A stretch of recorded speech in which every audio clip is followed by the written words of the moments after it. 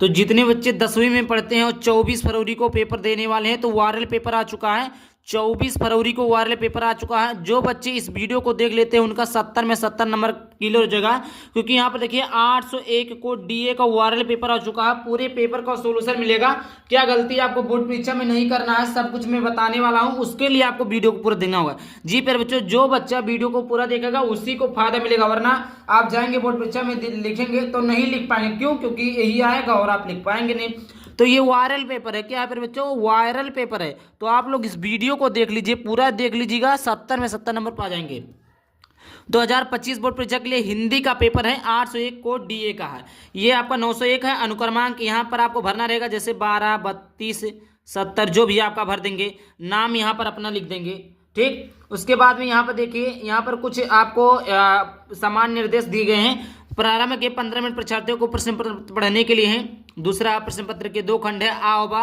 आ में आपको भरना पड़ेगा ओएमआर सीट में, बा में आपको सब्जेक्टिव रहेगा जो कि आपको कॉपी में लिखना रहेगा। तीसरा, प्रश्न पत्र के खंड आ में बहुविकल्पीय प्रश्न, जिसमें ओएमआर सीट में भरना नीले अथवा काले पेन से, वैसे आप ब्लैक पेन से भरिएगा ओएमआर सीट को। अगला प्रश्न है, खंड आ में बहुविकल्पीय प्रश्न हेतु प्रश्न 1 अंक है, मतलब ये जो क्वेश्चन है 1 अंक का है, यहाँ पे देखिए लिखा हुआ है 1 नंबर का है। उसके सम्मुख अंक निर्धारित हैं। और खंड बी में सभी उत्तर एक ही साथ दे, मतलब अलग अलग मत दे। जैसे यहाँ पर देखिए सब्जेक्टिव है, ये कुछ खास नहीं पे जो सबको मालूम हटाओ, वो सब केवल हम आंसर क्वेश्चन बताते हैं, क्वेश्चन टू आंसर, ताकि आपका समय भी बचे। पहला दिया, आचार्य रामचंद्र शुक्ल किस युग के लेखक है? तो पहले बच्चों, आचार्य रामचंद्र शुक्ल युग किस लेखक के हैं? तो पहला शुक्ल युग के हैं, कि द्विवेदी युग के हैं, कि शुक्लोत्तर युग के हैं, कि भारतेंदु युग के हैं? तो प्यारे बच्चों, आप सभी को पता होगा कि आचार्य रामचंद्र शुक्ल किस युग के लेखक हैं? तो शुक्ल युग के लेखक। ये हर बार की बोर्ड परीक्षा में पूछा जाता है, वेरी इंपॉर्टेंट है, और आप लोगों ने हर बार की बोर्ड परीक्षा में देखा होगा कि ये क्वेश्चन जरूर आता है। आगे बात करते हैं, अगला है गबन की विधा है। प्यारे बच्चों, गबन की विधा है, क्या है? नाटक है, नाटक है, कि एकांकी है, कि उपन्यास है, कि आपका कहानी है? इसमें से कौन सा ऑप्शन सही हो जाएगा? तो ये हो जाएगा उपन्यास। क्या है बच्चों? उपन्यास है। इसका ऑप्शन नंबर सी करेक्ट हो जाएगा। ये रहा 2 क्वेश्चन का आंसर। चलिए आगे देखते हैं, और अगला क्वेश्चन है यहाँ पर देखिए, आगे क्वेश्चन है, कंकाल के लेखक है। फिर बच्चों, कंकाल के लेखक कौन है? तो पहला मुंशी प्रेमचंद, जयशंकर प्रसाद, निराला, रामचंद्र शुक्ल। तो देखिए कंकाल के जो लेखक है वो कौन है? जयशंकर प्रसाद है। देखिए जयशंकर प्रसाद का चित्राधार है, कंकाल है, कामयानी है, तितली है, और नाटक है, ये सब जयशंकर प्रसाद का है। तो इसका कंकाल के लेखक कौन है? जयशंकर प्रसाद जी हैं। ऑप्शन नंबर बी करेक्ट हो जाएगा। चलिए आगे बात कर लेते हैं, अगला प्रश्न है फिर बच्चों, अगला है यहाँ पर चौथा, कलम का सिपाही कीर्ति है। कलम के सिपाही कीर्ति कौन है? तो यहाँ पर देखिए, पहला दिया धर्मवीर भारती, दूसरा दिया अज्ञे, तीसरा है जैनेन्द्र कुमार की, चौथा अमृत राय की। तो यहाँ पर देखिए कलम के सिपाही की जो कीर्ति है वो डी ऑप्शन सही हो जाएगा, अमृत राय की है। 5वें नंबर का ऑप्शन है कि शुक्ल युग की समयावधि है। शुक्ल युग की समयावधि क्या है? 1900 ईस्वी से 1938 ईस्वी तक, 1918 से 1950 ईस्वी तक, 1936 ईस्वी से 1943 ईस्वी तक, 1843 से अब तक। तो यहाँ पर देखिए शुक्ल युग की समयावधि यहाँ पर 1919 रहेगा, 1919 से 1938 ईस्वी तक। और जो 1843 से फिर बच्चों, ये आधुनिक काल का है, आधुनिक काल का, आधुनिक काल का है। अगला प्यारे बच्चों 6वें नंबर का प्रश्न है कि साकेत रचना है। साकेत किसकी रचना है? तो महादेवी वर्मा की है, कि सुमित्रानंद पंत की है, कि जयशंकर प्रसाद की है, कि आपका मैथिली शरण गुप्त की है। तो फिर बच्चों यहाँ पर देखिए जो है साकेत, साकेत किसकी रचना? तो यहाँ पर मैथिली शरण गुप्त की है। महादेवी वर्मा का क्या है? छड़दा है। ये सब सुमित्रानंद पंत का युगांत नहीं है, इस प्रकार है। यहाँ पर देखिए लिखा होगा, महादेवी वर्मा कवयित्री हैं, प्रगतिवादी युग की, द्विवेदी युग की, छायावादी युग की, या प्रयोगवाद युग की? फिर बच्चों यहाँ पर देखिए किस युग की है? प्रगतिवादी युग की है। पहला ऑप्शन सही हो जाएगा। 8वें नंबर का प्रश्न है फिर बच्चों, गंगा लहरी रचना है। फिर बच्चों गंगा लहरी किसकी रचना है? तो पहला दिया पद्माकर की, दूसरा दिया बिहारी की, तीसरा दिया भूषण की, और चौथा दिया मतीराम की।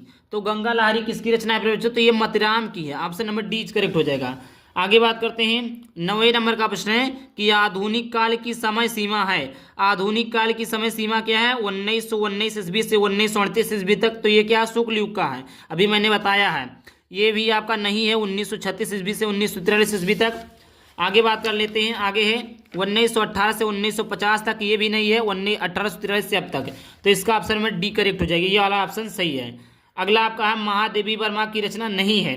तो देखिए मैंने बताया महादेवी वर्मा की रचना नहीं है, तो क्या नहीं है, निहार नहीं है, कि संतगीत नहीं है, कि युगांत नहीं है, कि दीपशिखा नहीं है। तो प्यारे बच्चों भी मैंने बताया महादेवी वर्मा की जो रचना वो युगांत नहीं है, ये सुमित्रानंद पंत की है। ठीक, ऑप्शन नंबर सी करेक्ट हो जाएगा। सबसे पहले आप लोग याद करिए कि कौन नहीं है। अब ये नहीं महादेवी वर्मा की रचना है डायरेक्ट टिक लगा दिए निहार, ऐसा नहीं है, पढ़ना है, ध्यान से देखना है। 11 नंबर का प्रश्न है कि हास्य रस का स्थायी भाव होता है। हास्य रस का स्थायी भाव क्या होता है? तो यहाँ पर दिया हुआ रति होता है, कि हास होता है, कि निर्वेद होता है, कि आपका विषय होता है। इसमें से कौन सा ऑप्शन सही हो जाए? विषय होता है, तो हास्य रस का स्थायी भाव हास होता है। ऑप्शन नंबर बी करेक्ट हो जाएगा। यहाँ पर देखिए 12 नंबर का प्रश्न है कि पीपर पात सरिस मंडोला पंक्ति में अलंकार है।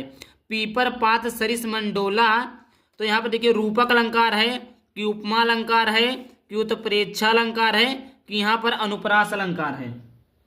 तो यहाँ पर उत्प्रेक्षा अलंकार है। कौन सा है? उत्प्रेक्षा अलंकार है। आगे बात करते हैं। 13 नंबर का प्रश्न है कि सोठा छंद में चरण होते हैं। सोठा छंद में चरण होते हैं, कितने चरण होते हैं? तो 4 चरण होते हैं, कि 2 चरण होते हैं, कि 3 चरण होते हैं, कि 1 चरण होते हैं। तो सोठा छंद में कितने चरण होते हैं मेरे बच्चों? तो यहाँ पर आपके होते हैं 4 चरण होते हैं। कितने चरण होते हैं? 4 चरण होते हैं। आगे बात करते हैं। उपदेश शब्द में प्रयुक्त उपसर्ग है। उपदेश शब्द में प्रयुक्त उपसर्ग है, क्या है?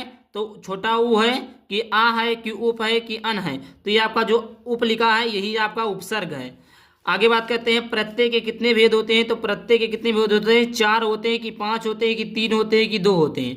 तो इसका आप लोग कमेंट बॉक्स में बताइएगा, मैं बता देता हूँ 4 या 2, इन्हीं दोनों में से है। अब आप लोग टिक करिएगा, आप लोग समझिएगा कि कौन सा नहीं आता तो मैं कमेंट में बता दूंगा कि यही ऑप्शन सही हो जाएगा इसका।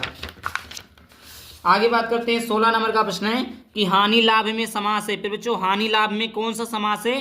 तो यहाँ पर देखिए द्वंद्व समास है, कि यहाँ पर कर्मधारय समास है, कि यहाँ पर द्विगु समास है, कि बहुब्रीहि समास है। हानि और लाभ में कौन सा समास है फिर बच्चों?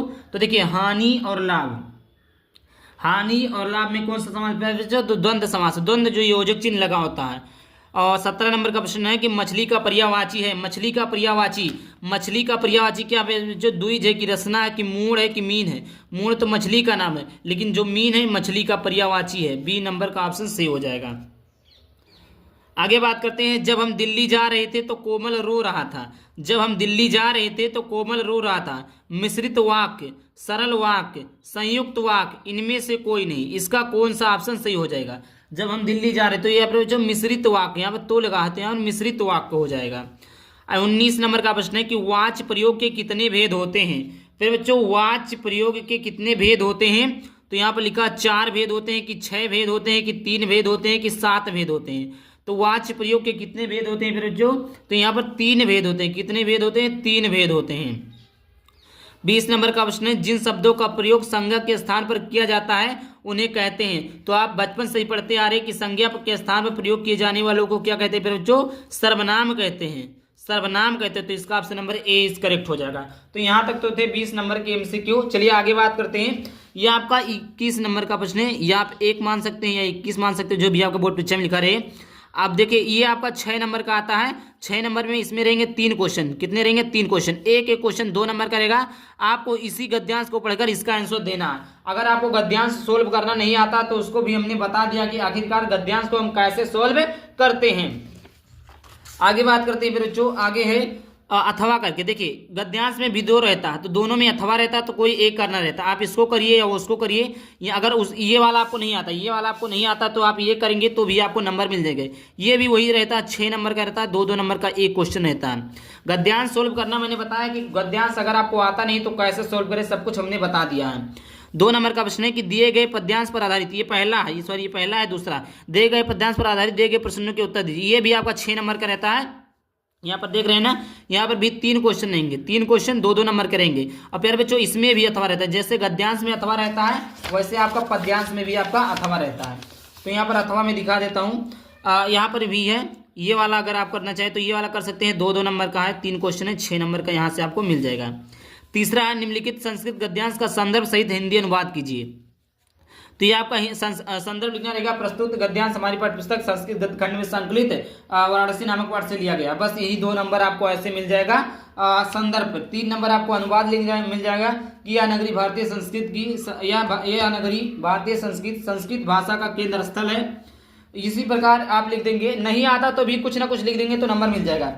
इसमें भी वही चीज रहता है, अथवा रहता है, वो नहीं आता तो आप ये वाला कर सकते हैं।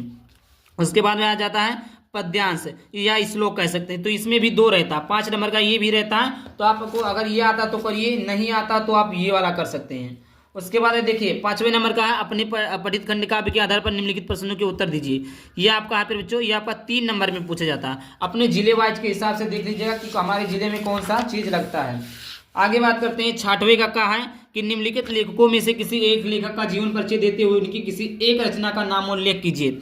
आचार्य रामचंद्र शुक्ल, जयशंकर प्रसाद, डॉक्टर राजेंद्र प्रसाद। देखिए ये 3 जीवन परिचय, कितने जीवन परिचय? 3 जीवन परिचय हैं और तीनों जीवन परिचय इंपॉर्टेंट है। अगर ये 3 जीवन परिचय को याद कर लेते हैं तो बोर्ड परीक्षा में 100% आएगा। बोर्ड परीक्षा में 100% कोई ना कोई एक जीवन परिचय पूछ लेगा। खा नंबर का प्रश्न है कि निम्नलिखित कवियों में से किसी एक कवि का जीवन परिचय दीजिए और उनकी एक प्रमुख रचना का नामोल्लेख कीजिए। महाकवि सूरदास, सुभद्रा कुमारी चौहान या बिहारी। ये भी आपका 5 नंबर का, तीनों पढ़ लीजिए। जो इसमें दिया वही पढ़ लेंगे तो एक ना एक फल बच जाएगा। देखिए एक श्लोक लिखना है जो कि 2 नंबर का है, जो कि आपके प्रश्न पत्र में ना है। अब इसका कहने का मतलब ये बच्चों, यहाँ पर जैसे देता है पद्यांश, तो ये आपका एक प्रकार का श्लोक है, तो वही बोला इन दोनों में से नहीं लिखना है जो प्रश्न पत्र में नहीं आया हो। इसमें आपको 2 नंबर मिलेगा, 2 लिखना रहेगा। एक नंबर का है, एक नंबर का है, लिख देना है। 9वां आपका है, ये आपका लिखना निबंध। क्या लिखना है? निबंध। आतंकवाद करण एवं निवारण वृक्षारोपण चंद्रशेखर, सॉरी नहीं, उत्तर देना विषय पर निबंध लिखिए। हाँ ये 3 ये है और देखिए 5 ये है, मतलब ये हटा दीजिए, ये मत याद करिए। ये 5 निबंध तैयार कर लीजिएगा, ये 5 निबंध तैयार कर लीजिएगा। 100% बोर्ड परीक्षा में एक आ जाएगा। अकस्मात अवकाश हेतु अपने प्रधानाचार्य को पत्र लिखिए। पत्र लिखना भी हमने बता दिया। 4 नंबर का ये तैयार कर लीजिएगा। पूरे पेपर को हमने बता दिया। आई होप वीडियो पसंद को लाइक करना, चैनल को सब्सक्राइब करना। चलिए मिलते हैं किसी टॉपिक के साथ। Bye bye, thank you. जय हिंद, जय भारत, वंदे मातरम।